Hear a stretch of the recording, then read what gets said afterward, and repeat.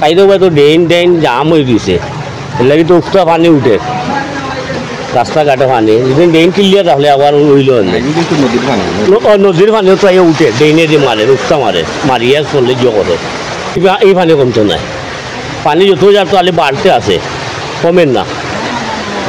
বন্যার পানি আমরা বাসায় লইয়া জায়গা আমরা না খানি না কিচ্ছু ঠান্ডাও আমরা বন্যা পানি ঠান্ডা আমরা অতিরিক্ত করতেছে আমরা মারতামও পারতাছি না। এখন আমরা কই যাইমু বাচ্চা কাচ্চা লই আমরা চলার মতন না।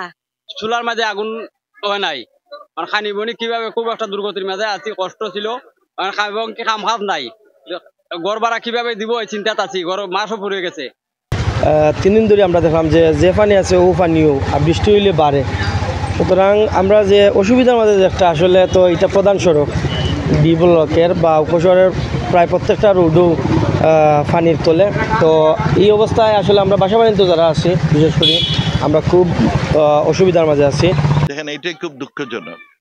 22-এ বড় বন্যা হলো, তখন তারা সবাই সিদ্ধান্ত নিলেন যে ইমিডিয়েটলি সুলাটো নদী সিলেটের, বৃহত্তর সিলেটের এইগুলো খনন হবে, টাকাও দিয়েছেন।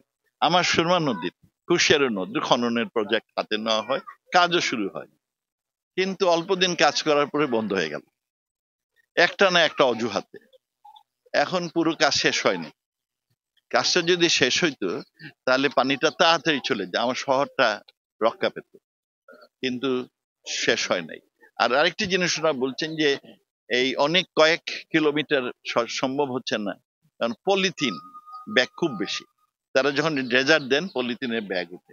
আমি এই জন্য আমার সিলেটবাসীকে বলবো, আল্লাহর ওয়াস্তে আপনারা নদীতে এই পলিথিনের ব্যাগটা ফেলবেন না, ফেললে পরে আপনাদের অমঙ্গল হয়, তো এইভাবে খেয়াল রাখবেন। আর এই যে আমার পাশে আমাদের একটি মেয়র সাহেব আছেন, তারাও কিন্তু সিলেটে গ্রিন এন্ড ক্লিন করার জন্য বলতেছেন যে যেখানে সেখানে ময়লা ফেলবেন না, বিশেষ করে পলিথিনে। পলিথিন আজকে গত 2 বছরে হয় না, এটা অনেক দিন ধরে হচ্ছে, কারণ মানুষ একটু বেখেয়াল মনে করে নদীতে ফেললেই চলে যাবে, এইটা নদীর তরেই পড়ে আছে। এই ব্যাপারে সিলেটবাসী একটু সতর্ক হওয়া উচিত। আর আমি খুব খুশি যে আমাদের কাউন্সিলর সাহেব, মেয়র সাহেব, এখনো আমরা সরকারের তহবিল পাই নাই, না পাওয়া সত্ত্বেও তাদের নিজেদের আয়োজন করে এই যারা অসুবিধায় পড়েছে তার দুর্গতদের সাহায্য করছেন। মাননীয় প্রধানমন্ত্রী বলছেন